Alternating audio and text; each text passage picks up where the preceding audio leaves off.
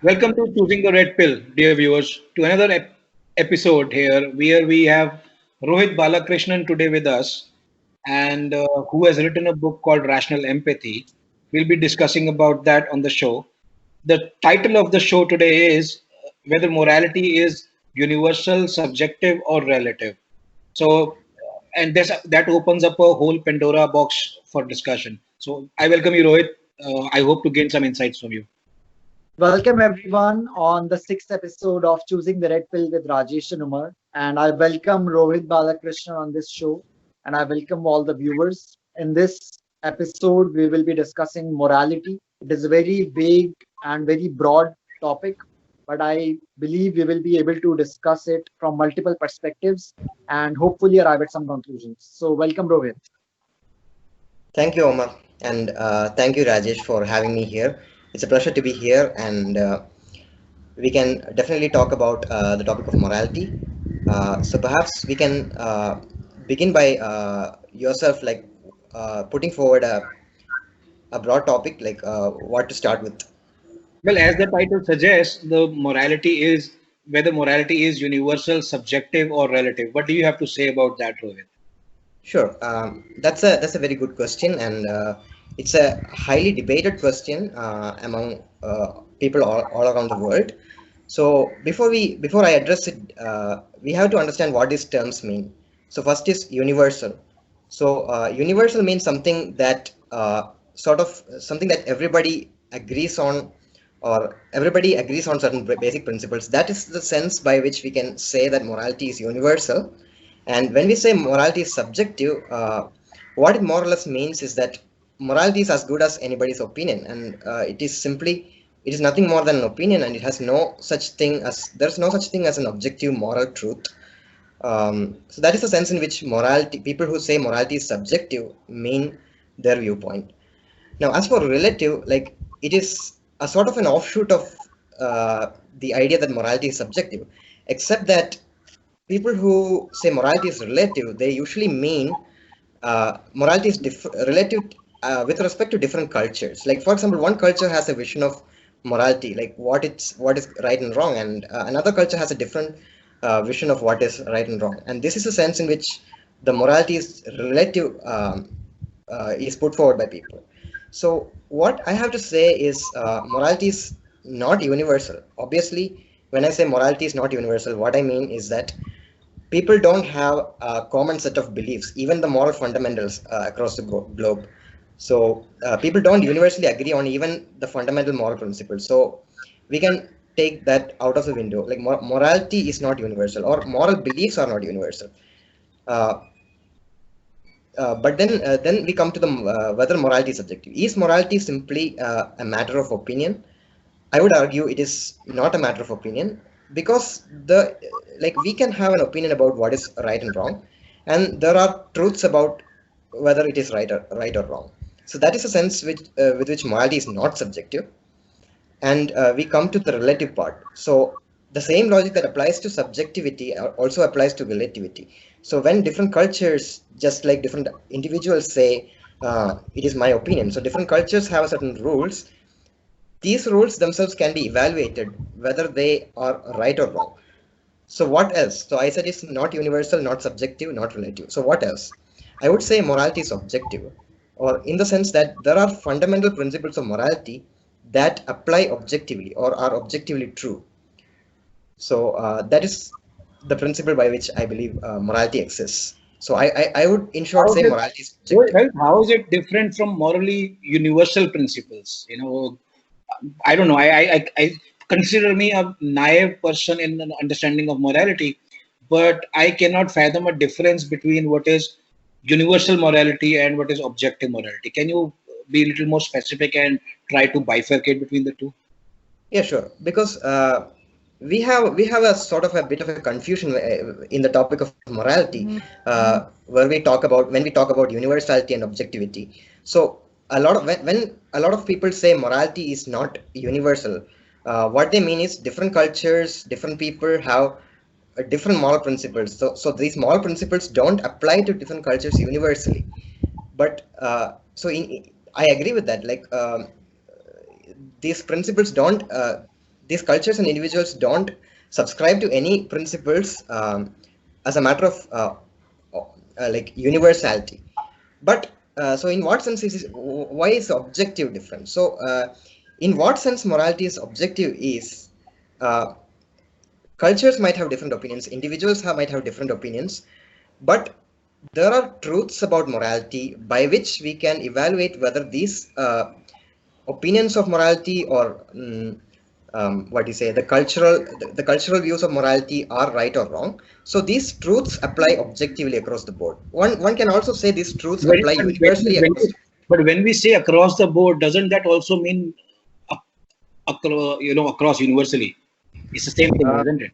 Yes, actually we can put it like we can put it away. So what I mean is individuals and cultures don't subscribe to a certain don't agree even on the fundamental principles of morality universally, but we can put it like moral principles or moral truths apply universally or objectively. I prefer to put it as objectively because what objectively means is a certain truth stays valid across the board or universally. We can say a certain truth stays valid not within just a subjective domain of opinion, but within the whole domain of objective truth.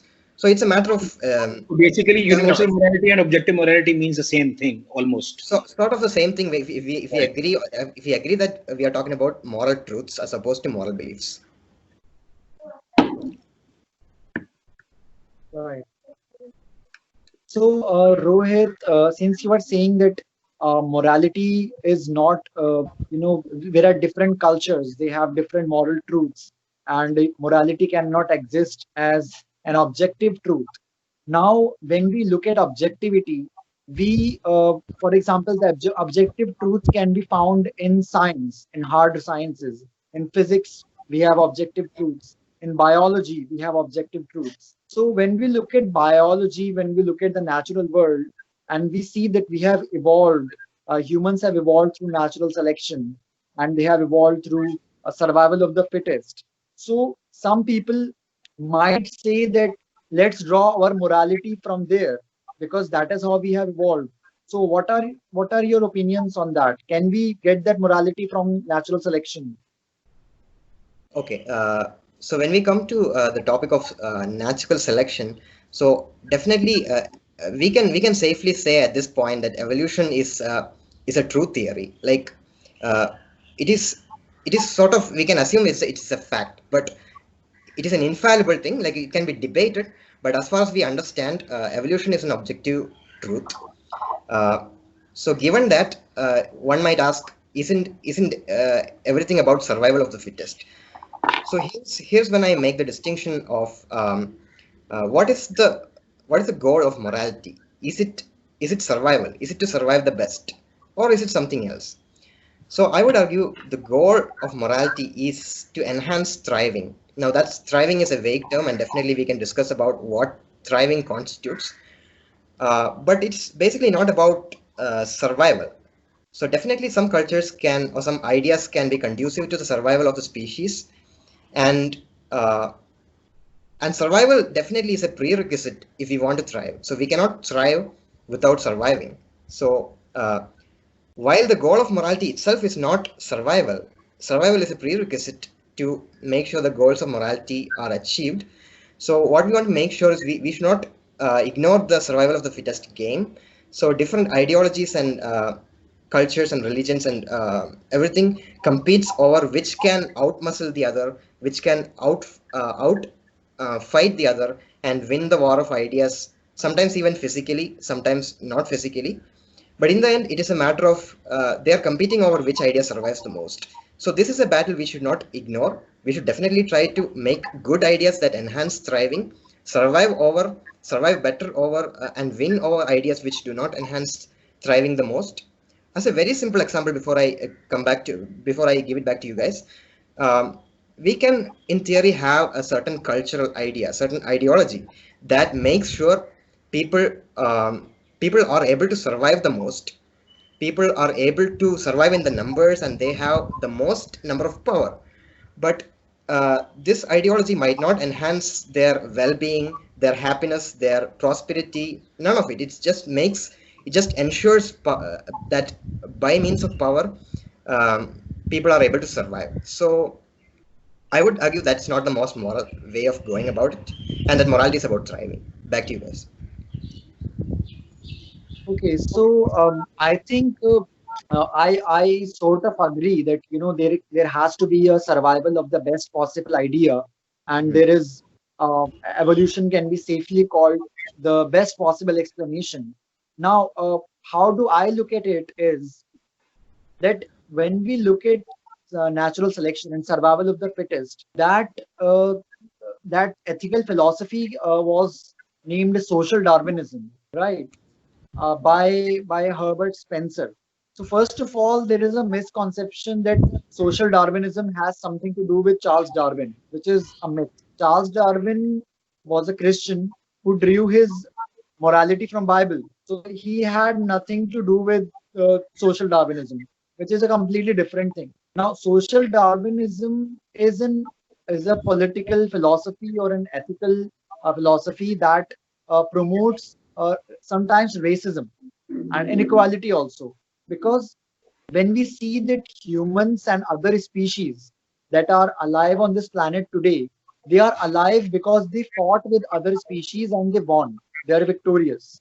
And humans have a history of driving many other humans to extinction, like Homo erectus and Neanderthal man, so we have drove them to extinction, and that is how other animals and we have arrived here today. So but the question is, do we have to dictate our moral code of conduct on the same principles on we have evolved? I think no, we do not need to, because that would lead to straight away Nazism and ethnic cleansing, right? So two things are important here to understand that. Does that mean that Darwin's natural selection is false? No. But does that mean we have to dictate our society on those laws? Also, no. We have evolved a higher consciousness on which I think we can change the rules of morality. And now that morality can differ from culture to culture, religion to religion, and person to person, like we all discussed. Which brings me again to Rajesh, that when you look at morality, so you see there are many cultures, many different uh, historical groups and faiths who have their own understanding of morality. So, do you think that there can be a universal consensus? And if there can be, so who gives that consensus? Who is the authority? Okay, so see, as the as a meme I read some time back, and it goes like, if electricity comes from electrons, does morality comes from morons? So I think, and I will take that further. I'll try to explain that. I believe yes, there are some objective moral truths, yes, but do is it just that we are calling those as objective moral truths because there is a wide consensus on them?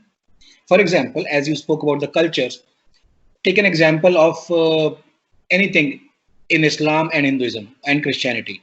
And if we say, okay, murder is wrong in all three, so killing is immoral. So basically, what we are doing is we are falling into the fallacy of argumentum ad populum, that something, if it is popular among everybody, it is moral.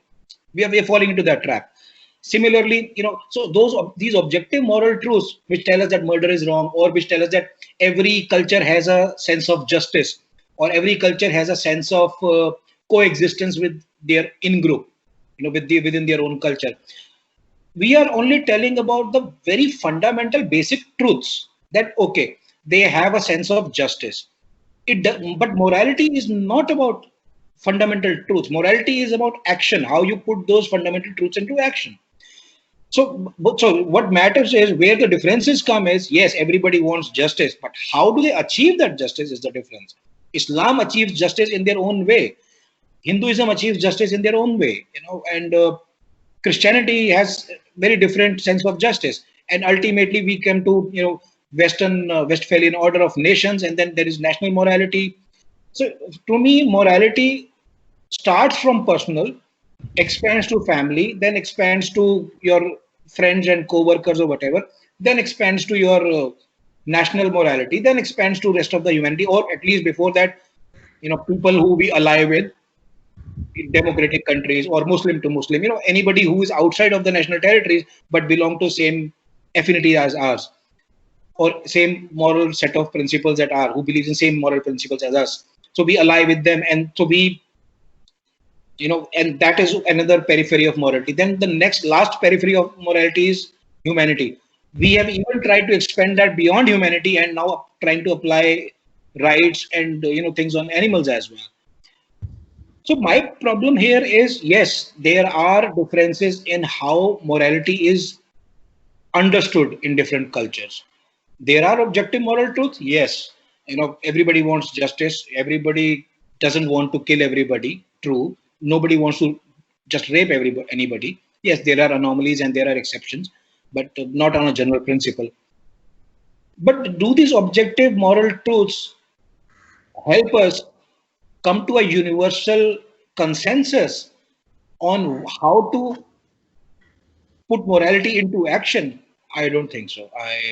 Have a I am not sure about it. I mean, I have a very vague and novice understanding of morality. So, yeah, that's where I stand. That I acknowledge there is subjective morality because it is personal, in certain sense, in certain questions, whether I should do this or I should not do this, whether I should take a bath or not, for example. Is it a moral question? So, for me, the question of whether something is moral or not comes later. But the first question that comes into my mind is whether this question is itself a moral or not. People put a lot of weight on morality.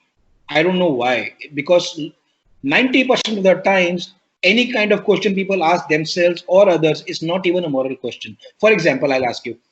I'll ask Rohit a question. Rohit, let me give you a hypothetical example. There is a couple. You come out of a bar and there's a couple standing outside on the across, next to the wall, and they're kissing each other, or they're making out, or they're fingering each other, or having sex, or whatever they're doing. Now, what do you do? Do you stop them? That's a moral question, right? Do you stop them, or do you say cheers? What do you do? Omer and Rohit, I ask you a very simple question like this because my understanding of morality comes from these simple questions, not from very huge Sure. philosophical topics. Okay, so let me go first, In sir.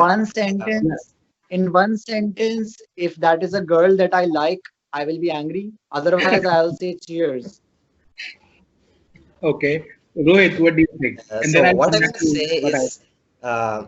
is, if those people are making out within the premises of a bar, or let's say within the compound of the bar, on which the bar owner has jurisdiction on, it should be up to the bar owner completely whether these actions are allowed or not. No, And I said outside on the wall, so it's a public place basically. sure, if it's a public place, definitely I would not be against that. I would definitely defend the legal right to do that. And of course, we approach the gray areas of what about having sex on the highway.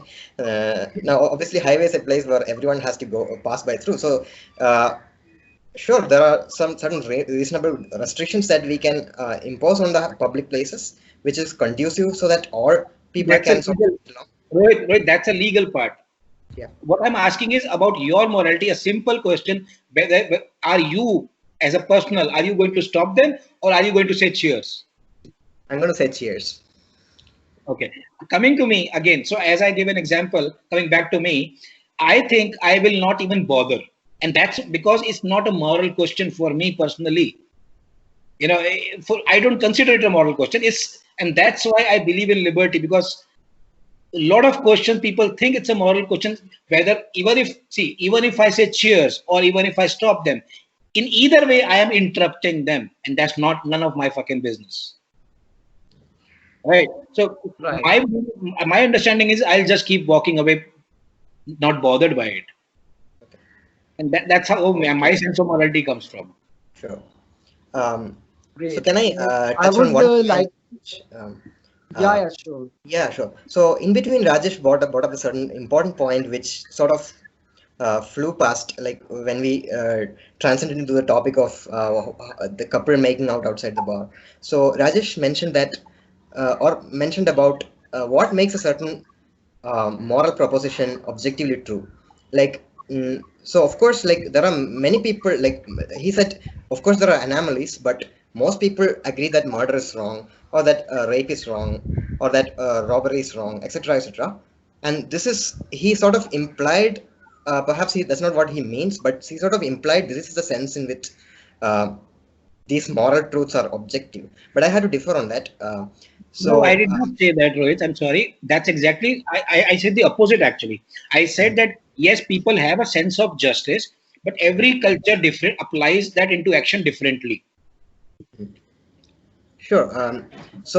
Just shortly, I will argue what makes a proposition objectively true is logic and rational arguments. So it does not matter like how many people agree with a certain fundamental moral principle. Let's say if it comes to killing, let's say it's about raping, let's about say it's about looting, vandalism, and whatnot. What makes a proposition objectively true is if we evaluate it logically and find that it is conducive, and I know this is sort of vague and it opens a whole Pandora's box. So what makes it true or not is uh, to is after evaluating how conducive it is to enhance happiness of all conscious beings. That is the fundamental principle based on which I would argue is a proposition is objectively true or not. So in short, whether it helps maximize happiness, net happiness, like it reduces suffering, it increases happiness, and then we can frame a whole lot of moral rules which are conducive to ensuring a society thrives and is happy. So that is the sense in which. So in short, it is logic that decides whether a proposition is morally true, not agreement or not anything else. That's my opinion. So if I want to put forward a question back to you, uh, maybe I will start with Rajesh. Um, a lot of people say that morality is my personal opinion. So I have an opinion about a certain thing. For me, I like a certain activity. The other person does not like it. So he argues, or people argue that morality is a personal opinion, so anything goes. Like you cannot say anything is wrong except as a matter of your opinion. So sort of like it's anything goes. So it's not like the liberals or like the libertarians have anything over the communists or the Islamists. It's just a matter of personal opinion. So how do you, Rajesh, confront people who put forward this As viewpoint? thanks, Rohit, for that question. I do not, as I said earlier, I do not subscribe to morality as something, a sense of just having a sense of right or wrong, or having an opinion on right or wrong. I apply it to the principle of how you put that sense into action. For example, let's say pedophilia. A person could be a pedophile and he might think that pedophilia is good, and similarly, the other person could have a gross disgust toward pedophilia. But is a person pedophile in action? Is what matters. It does not matter what he thinks in his head, right or wrong. What matters is whether he thinks pedophilia is right and whether he goes and commit those actions or not. That's what matters, and that's where I base morality on his actions, not on his thoughts. So it doesn't matter to me what one considers right or wrong in their heads. Okay. Good point. Yeah. So I will respond quickly to it, and I'll put forward to Omar. You said the morality is about actions and not about beliefs. Let's say a person can believe anything, and it doesn't decide Yep. whether it is moral or not. It is the actions that decide whether it's moral or not, or say good or bad, or right or wrong. So, but then the big question is, are any actions morally wrong as a matter of anything more than opinion, or is it just that Islamists who murder, or the communists who shut down all criticism of the government, or are tyrannical, or the Nazis who wants to discriminate based on race and cause genocide? Is it simply a matter of opinion that their actions and not beliefs? Let's get the beliefs out of the picture. Are their actions just a matter of opinion, or is it something wrong about it? And after you, Rajesh, say that, we'll move to Omar. What Omar has to think about. So I thought you were asking Omar, so I was relaxed. I was not even listening to the question. Yeah. Okay. Okay, Omar, so please I go think so. No, I think I will respond, and I think when we look at problematic beliefs in different ideologies, for example, genocides, right, or ethnic cleansing. So these are only problematic when we have a frame of reference that considers them immoral. For example, in the head of a Nazi, ethnic cleansing of Jews is the most moral thing to do.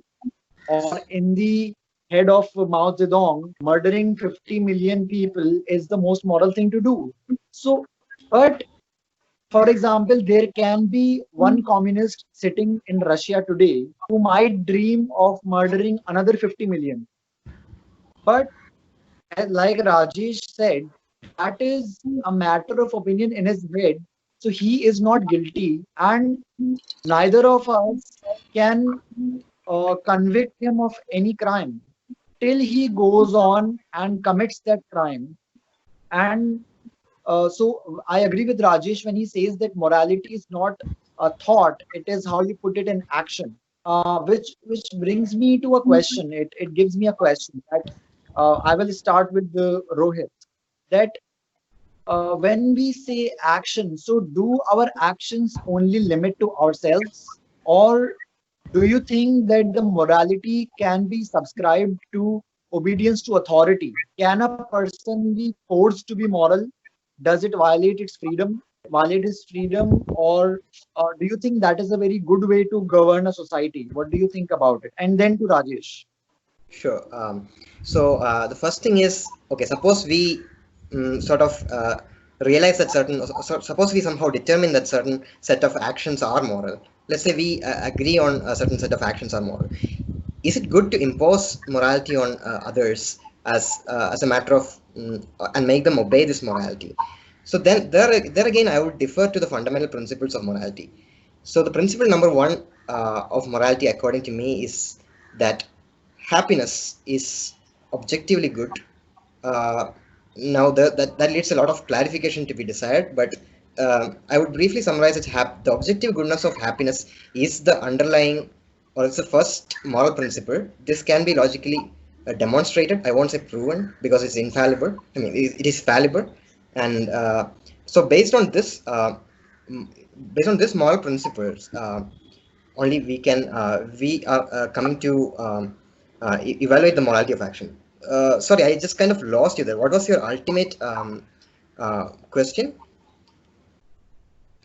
I said that obedience to authority Yeah, can it be right. moral? Yeah, can it be imposed? Right, right. So, coming to obedience of authority. So, when we are talking about the question of whether it's okay to impose morality on others, now that opens another box.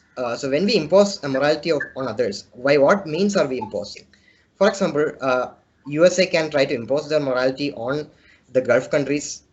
Now, let's say, granted, certain Gulf countries are governing themselves according to immoral or relatively immoral principles compared to USA.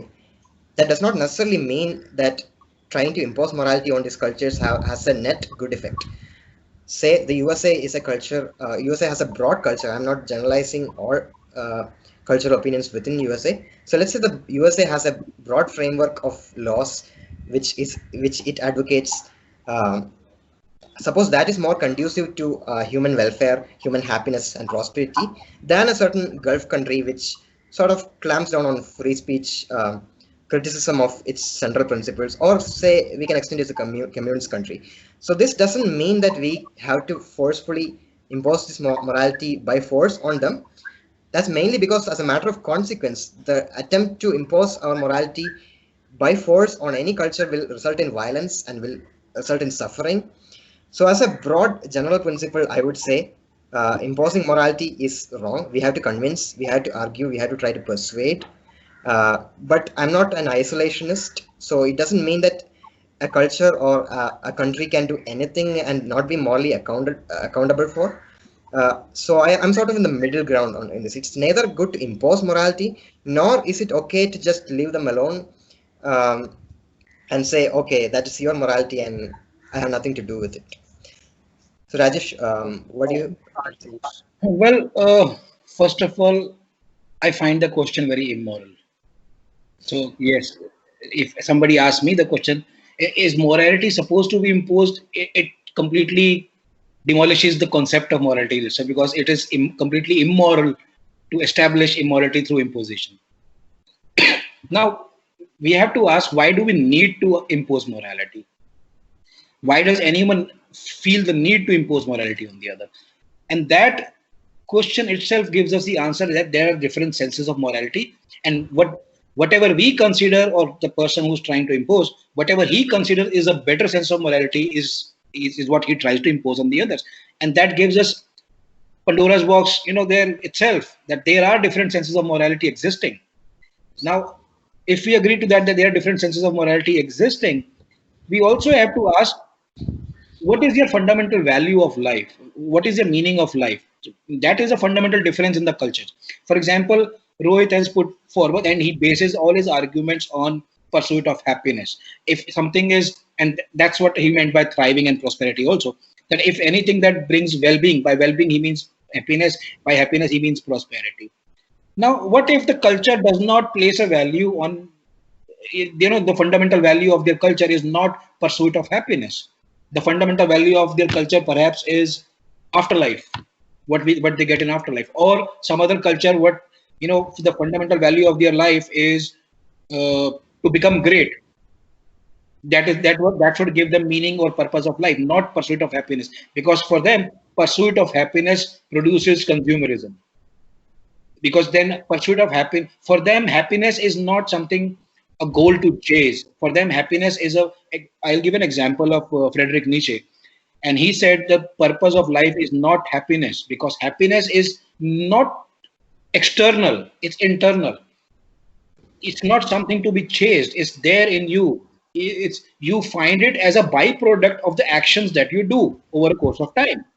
And what actions you do depends on what is your purpose of life, and your purpose of life should be to become great. That's why he gave the concept of Ubermensch, you know, that the great man should, so everybody should aspire to be a great man according to him, rather than pursuing the happiness. Now, yes, that principle applied in an evil way can also give us Hitler, who applied the same principle in an evil way. But applied in a sense of, in a dignified sense of self-esteem and self-importance in life, one can find that as a valuable principle rather than chasing the happiness. So, how do you, how does one, Omar, I'll ask you, how does one come to universally accepted principle that, okay, I mean, I'll agree with everything that Rohit is saying once we all agree that universally pursuit of happiness is the greatest thing. Do you agree with that? Okay, so I think the question is that uh, since there is no universal consensus on what is moral, so how do we Not arrive just, not just at? moral. I'm just talking about fundamental values and what gives the particular culture a meaning of life or a purpose of life. Okay, so I think the meaning and purpose is, first of all, the purpose and meaning is something that is individual for a person, right? So every person decides for himself what his purpose is. But at the same time, some people are incapable of that. So what happens is when Friedrich Nietzsche said his concept of Ubermensch, like you brought it up, was that when there is a vacuum, Christian morality is going away, it is becoming obsolete. There has to come a person who will dictate new rules for the society, new code of conduct for the society.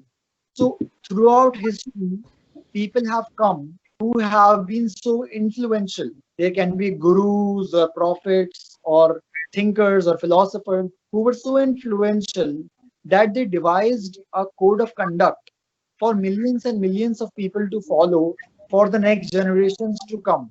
And they were so convincing that they not only brought a purpose to themselves, either in a negative or positive way, but they gave a sense of purpose and meaning to millions others. So I think that, and there are some people in those groups who sometimes disagree with that purpose and they find their own purpose.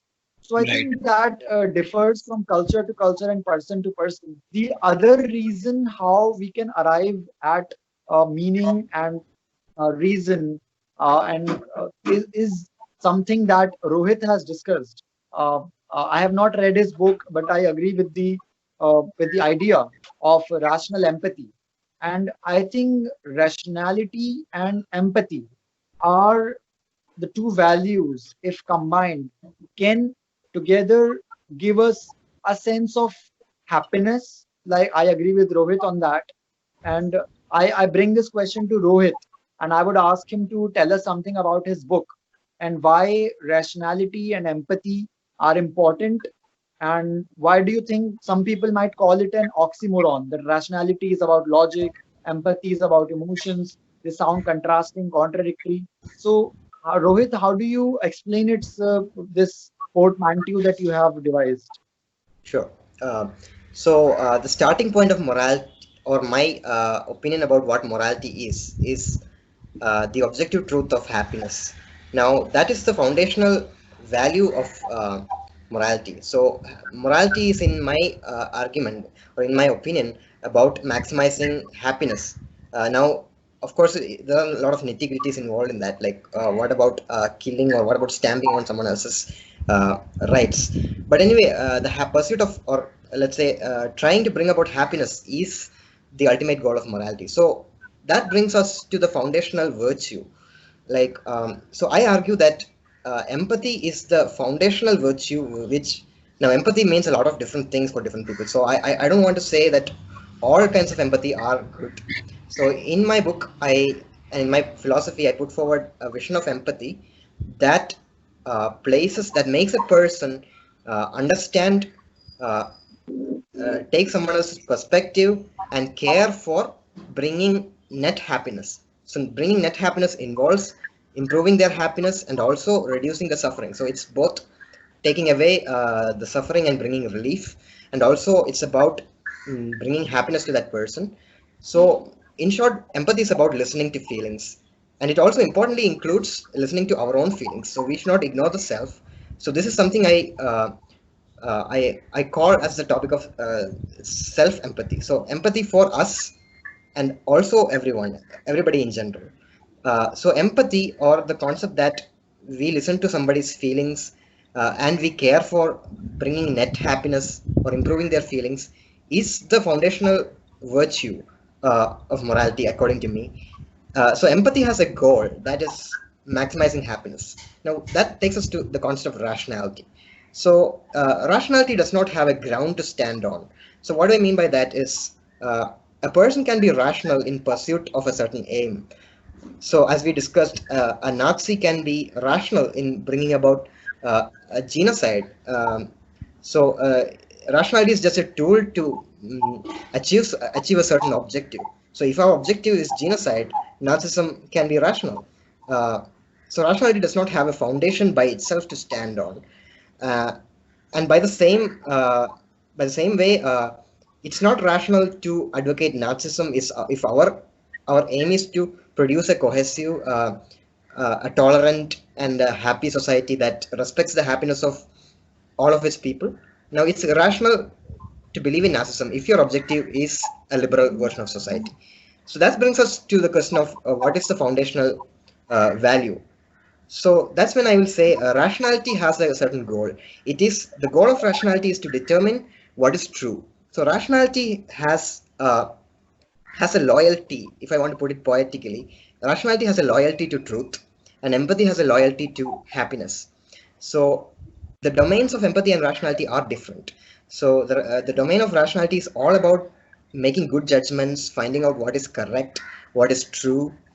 Uh, the domain of empathy is about bringing about well-being, happiness, and flourishing. So these are not in conflict with each other, because rationality does not have a leg to stand on without a foundational value, and that foundational value can be empathy, which is why I say empathy is the foundation of morality, and rationality is something definitely that helps to achieve the goal. So before I bring it back to you, we can shortly put it like, if we have too much empathy but no rationality, we can believe that a certain thing is good, and we can do the wrong things in pursuit of that aim. For example, I care a lot about the world. Now I can try to uh, try to scream my way around the world and complain about everything and achieve nothing. So I have a goal, but I'm not achieving that goal properly. So empathy is a foundation, but it does not necessarily tell you how to achieve a certain thing. So that's when rationality kicks in. So if I have the foundational virtue of empathy, that makes me care for net happiness. Um, we have rationality which helps us find out how to make good judgment, how to find the truths, and how to bring about that sort of aim. So that's the way by which rationality and empathy are not oxymorons, and they can uh, get along with each other to produce a value system. So I have my book, Rational Empathy, basically, which is about this topic. Um, so yes, this is the sense in which it is not in conflict. Empathy and rationality are not in conflict, and it helps to maximize happiness, I would say. Okay, so you are taking happiness as the foundation for morality. So thank you for expanding on that. And I think just one question that I have before we conclude, I would, because when you say that happiness is the foundation, now that also differs from person to person. So I would just go on to ask, and before I give my own opinion on it also, that some people say that the foundation of morality is in religion, is in faith, and the I think maximum people in the world say that. So do you think that morality always is drawn from religion, or can it exist outside of it also? What do you think about it? Sure. So this is an often debated around question, mainly by the proponents of religion. So mainly when the proponents of religion and God argue with or discuss with the atheists, this topic is brought about a lot. Uh, can morality exist outside religion? So my short answer to that is yes, it can exist outside religion, but to put it more accurately, it does exist outside religion. It does exist independent of whether you have a belief in morality or what your foundational moral beliefs are. Moral truths are independent of what my moral beliefs are, or what your moral beliefs are, or what anybody else's moral beliefs are. So I'm not dismissing the utility of religion completely. So if religious belief gives a person happiness, sure, I don't want them to just reject it like that. I only want to make them. I only want to implore them to think whether religion is conducive to their well-being, which takes us back to the question of foundations. Like maybe they don't want happiness, maybe they want their religion to be supreme. uh, so that takes us to the central argument of rational empathy and my philosophy, basically, which is that uh, the goodness of happiness is an objective truth, and it is happiness that is inherently or foundationally what moral value is. Of course, a lot of things can be moral in pursuit of, or in trying to bring about happiness. It can be certain beliefs, can be certain religious beliefs for certain people, which we can debate on whether that belief itself is conducive to happiness. It often is, as a matter of current reality. So I also propose there are ways to improve their well-being, their happiness. So all of it leads back to the question of whether my proposition that happiness is the fundamental moral value is correct or not. I argue it is, and that takes us to a whole that opens a can of worms. Okay, so I think I agree that morality does exist outside of religion, and I would just quickly give my own opinion on it. And I would just say that yes, morality does exist outside of religion, and I have three very simple reasons to say so. The first reason is that we see that if we look at different cultures and religions, all those cultures and religions have different understandings of morality. But if we take one frame of reference outside of all the religions, for example, Universal Declaration of Human Rights, for example. Now we see that if we take that as a reference, there are good people in every religion, there are bad people in every religion, and there are good and bad people who are not religious, right? So that shows us that yes, morality can exist outside of religion also. So that is the first point. Now, the second reason is that when we look at the natural world, we have instances on video where animals are also observed in altruistic behavior without any observable self interest. There are videos of animals giving food or saving them from drowning. And these are some acts that are supposedly some divine dictation. So when I see a dolphin,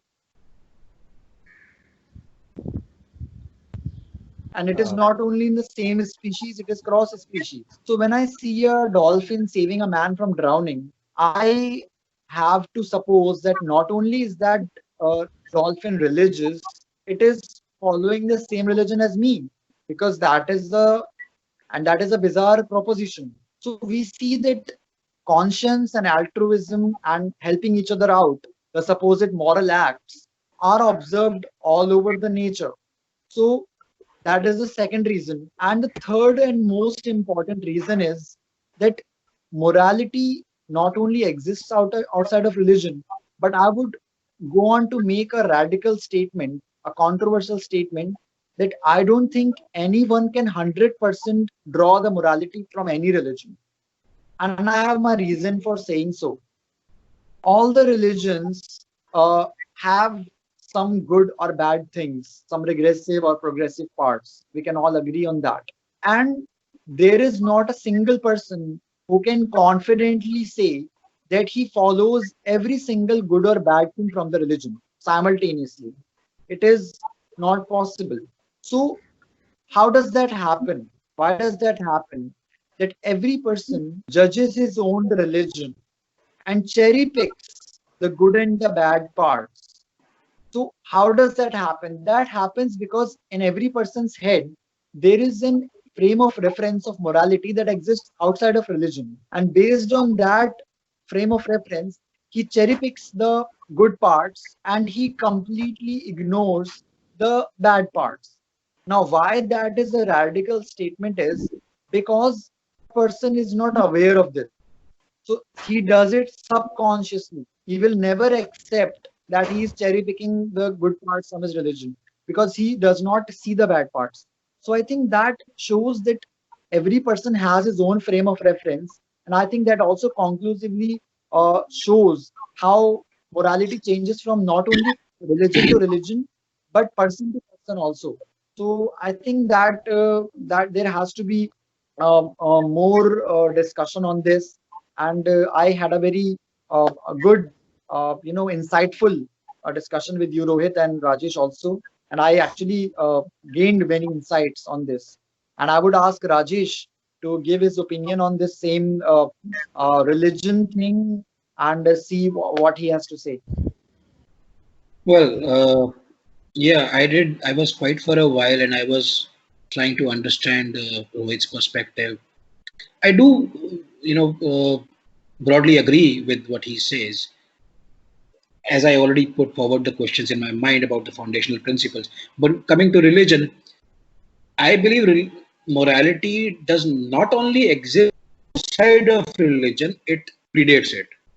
When to say that before religion came, people were immoral because, and that's how the concept of barbarians came into, that they were barbarians. So, or uncivilized. It's only the sense, the religious imposed morality that has given a sense that there are other people who are barbarians and we are not.